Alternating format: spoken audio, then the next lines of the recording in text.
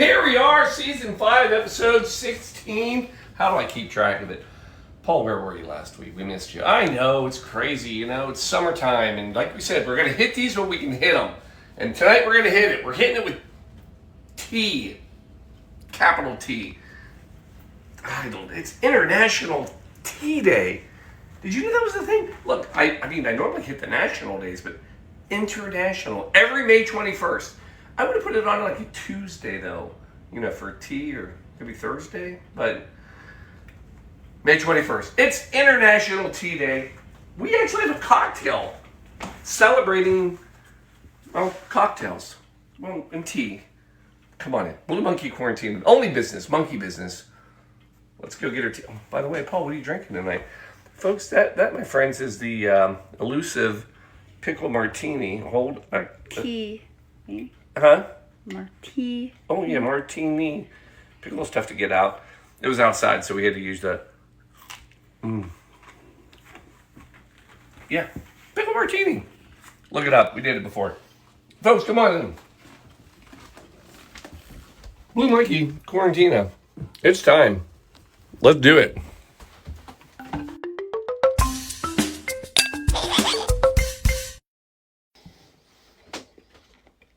Oh my God, it all worked.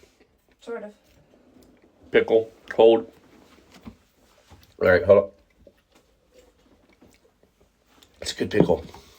Yeah, it is a good pickle, but it's a local guy, so. What is it called again? Excel Pickles. Excel Pickles, local. Yeah. Stop by. When you're in Cincinnati, get yourself an Excel pickle and put it in a martini. Anyway, here we are, season 5, episode 16, and we're talking about International Tea Day. Paul, how do you come up with this stuff? I literally look it up on an app and see what national day it is, and then if it's anything remotely decent, I figure there's got to be a cocktail I can find for it. It's a lot of work. 8 minutes, right, Shelby? Yep, 8 minutes. 8 minutes. Spread over the course of a day between, you know, beer here and there. Finley Park today. Philly Market. We took the puppy out for the first time. We did. She did great. And there she goes. Oh, camera. Oh, Wait. Puppy again. Here she is. There we go. All right. Playing with the tennis ball for tea day. Everything that begins with the letter T. No, that's not what Tea Day stands for. It stands for tea, like as in the leaves, as in what you make tea out of. Can you imagine this? Do you know every second on the planet, 25,000 cups of tea are drank? Boom. 25. That was 25,000 cups. Boom. Another 25,000 cups. Boom. Another 25,000. Folks, boom. Do I have to do this all night? No, we're going to stop keeping track. But it does equate to about 2.16 billion. I had to do the math in my head. 2.16 billion cups of tea every day. Needless to say, it's a lot of tea. And we're celebrating. Here's another little fun fact for you. Tea was discovered, so rumor has it, rumor being the internet, rumor being on the internet, the only story I decided to read, 5,000 years ago, Emperor Shen Hung, apparently a very popular man, Shen Hung, he discovered tea when he was boiling a pot of water and some tea leaves blew through the wind and landed in his pot of water. Mm-hmm. That's all I got. That's tea. There, tea, boom. Now, fast forward, 1800s. There's entirely too many teas for that to encompass just that. I know. It seems like there's a better story. Like, I know I make you far many more teas than that. I know, but that's where the story comes from. Well, anyway, fast forward. Let's go to the 1800s. In the U.S., colonial times, tea is popular. Now, here's what's interesting. What we're going to talk about tonight is iced tea. And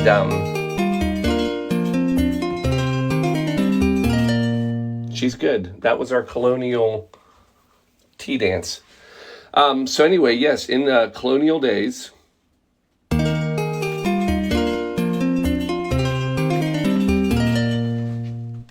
is when we had our tea.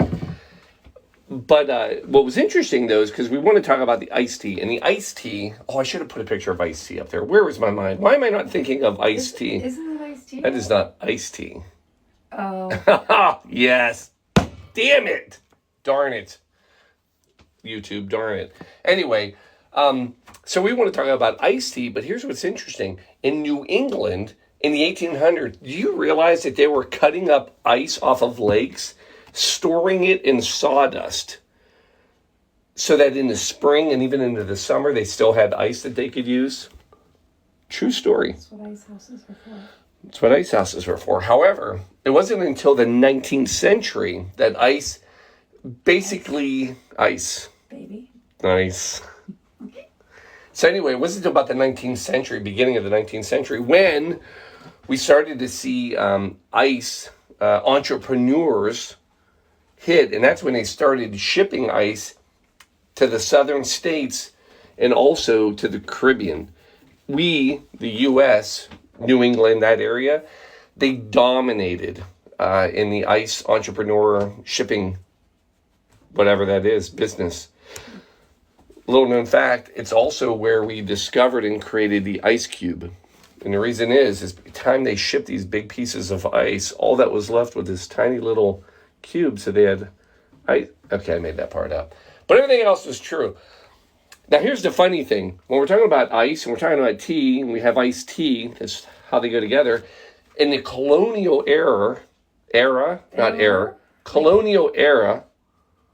colonial. If you gave me a mouse, it'd be a lot faster. But alas, I only have a cat and a dog. Alas, we do not have a mouse. We have a cat and a dog.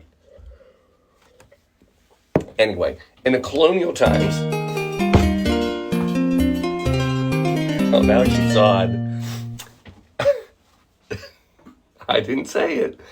During this time period, iced tea was actually more like a Long Island iced tea because they were boozing it up all the time, and that's what we're about to do. Matter of fact, if you go back and you look at some of the recipes, punches were very good or popular back then. One of which we've made, family recipe, the fish house punch from New England, right? Yeah.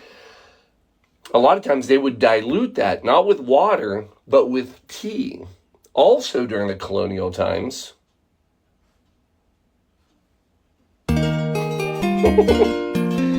Also, during these colonial times, they would basically, another big one was 1815. It was, here comes Dolores through town. Oh, we got it all, baby. Regent's Punch. So Regent's Punch was another popular punch. And it used green tea, very popular. I thought about making it tonight. That was going to be my first choice until I discovered it had 12 ingredients and I didn't feel like it. Plus, the other problem with a punch is it's a punch. So when you're making it, it's like 64 ounces of iced tea, 32 ounces of bourbon, 18 lemons. And I love y'all, but I don't love you punch much, So I just couldn't do it. So now here's what last fact. It wasn't until 1876. She's on it now.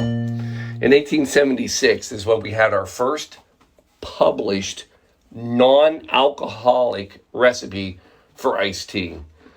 So that's how long it was boozy until it was 1876. Anyway, we're here tonight. We're going to make a boozy iced tea, bourbon iced tea. Not a hard drink. Shall we, Shelby? Sure. Why not? Let's do it. So what we're going to do, we're going to load up some nice tall glasses with ice. Oh. That one's for the puppy. Yep, she took it. I really like these glasses, but they are a bit narrow. All right, and then we're going to go right here. So here's what we're coming in with. Number one ingredient, bourbon. Oh, yeah. I was saving that one for you. Did you like that, Chubb? Yeah. We're going to go with the Woodford tonight. Nice. Use a good bourbon because it's really, tea's strong, but not that strong, right? I don't know. that tea you made is pretty Wicked. potent. 2 ounces. 1 for me. 1 for Shelby.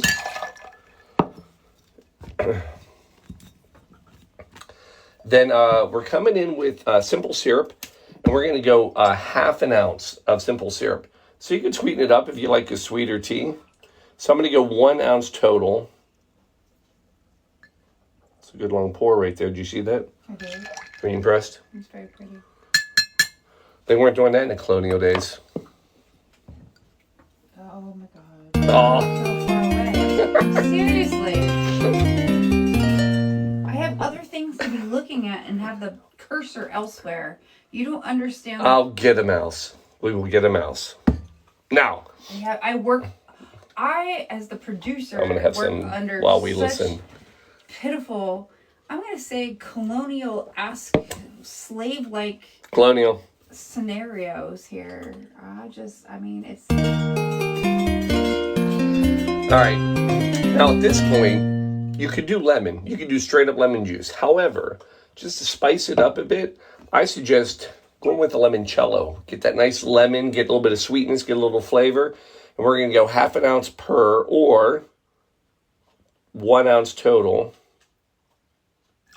Not as long as the pour. Right there. That's all right, because some of it made it in there anyway. Yeah, it's all good. And it's not Mr. Burke's limoncello, but it's not bad. It's not bad. And then no juice in here. Now, if you did a juice, I would tell you to shake it. But we're just going to give that a little stir. I mean, this is going to be freaking delicious. You know that, right? No? You're nervous. She's nervous on 50% of the cocktails we do. Oh, absolutely. True statement? True statement. True statement. Thanks for looking. I always have a cocktail that I love drinking. Except for the last few have been, like... Surprisingly delicious. Fantastic. Surprisingly delicious. The last week's was crazy delicious. The eggy... Yeah. One, that was... Alan, no egg in this one. So then you're gonna about half it with your bourbon, and then you're gonna come in with a nice fresh tea. This was we did a breakfast tea. No. So I'm sure readers want to know, can it be any tea? Any tea. But we went with a black tea is what we went with. We did. On this. It was a classic English breakfast tea. Heavy on, yeah. Oh, yeah, perfect. Freshly brewed. Freshly brewed. But you can do tea of choice. But my guess, because of the bourbon being as strong, if you want to have any kind of real tea influence or flavor, you're going to need something strong too. And a black tea will do that for you. An Earl Grey would probably be very nice with this as well. Did you see what that was tonight? I did. That was fresh emergency night. Ooh. We're going to do get a little more citrus. Nice. There they are. Emergency. You know, a lot of people don't know, colonial days, they would... Emergency colonial days. It's probably a little more Irish than... Yeah, anyway, I don't know what the colonial accent is.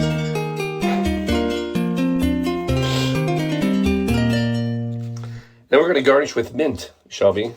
The first of the garden. First of the garden, right there. Smack it. Oh, wake it up. Boom. One more. One for you. So I feel like that's like the beginning of a mint julep thing going on there. Yeah, I don't disagree. All right, let's give it a try. Give it a whirl. Oh, I mean... the mint's going to be... You can't... I mean, that's the original, like... Shandy. I can smell the mint from here. It's like the shandy acid. Oh my gosh, that's fantastic. So, it is. I mean, it's a great tea flavor. A little bit of a hit of the bourbon. That limoncello, that little lemon flavor. Sweetness. Shelby, you're going to love this. I'm coming around. Put that one into the old... Here you go. Look at this, folks. Hold. There it is. That's a pretty picture. That's nice, right? Yeah, it's better than the picture Right. that you have. Here you go. Oh, take that one down. Let's do this. Ready? Cheers. No, can you get it in the camera? Well, oh, coming up. I mean, I'm here. Can you? Boom. There it is. Oh, that's nice. Is that not nice? That's how I would drink sweet tea if I were to drink sweet tea. Bourbon tea. There it is, folks. There is your quarantine bourbon tea, It's great very summer. refreshing. So what's great about this though is because it is a punch based drink. You could easily make a big batch of this for the summer and have it ready to go. Would you make it all together, or would you do it? I would. There's nothing going bad in here. For a day, I wouldn't make it and put it in the fridge and let it sit. You'd put it in a big container. I would. And it would be delicious. And have people over for a party, this would be fantastic. You Kids, wouldn't put ice in it, though, ahead of time. no, I would wait. But I would make sure you ice it down if not, it's going to be too strong.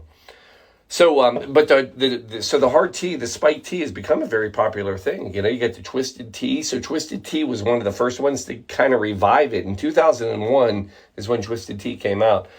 It's now one of the top sellers among, and there's a lot of tea brands out there.